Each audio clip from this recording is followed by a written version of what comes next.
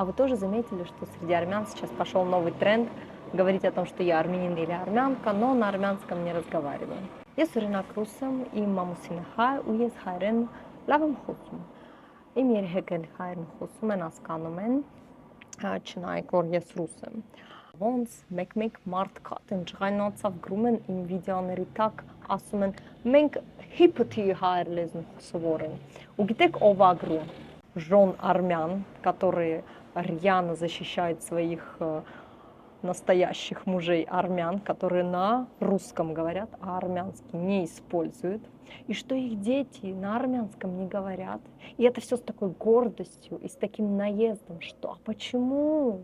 Почему մենք հիպթի սովորել։ Եթե ապրում ենք Ռուսաստանում, եթե բոլոր մեր ընտանիքում ռուսերեն լեզուն խոսում են и так далее. И тут вопрос.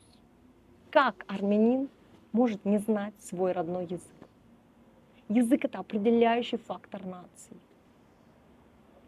Ես օրինակ չեմ պատկերացնում, որ ես ռուս եմ, բայց ռուսերեն լեզուն չգիտեմ ու չեմ ուզում սովորեմ. Это как, дорогие мои?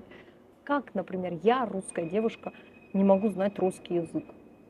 Լավ է, որ ես հայերեն գիտեմ, շատ լավ է, բայց իմ առաջին լեզուն ռուսերեն։ Ափսոս, որ տենսան, բայց ինչ անենք։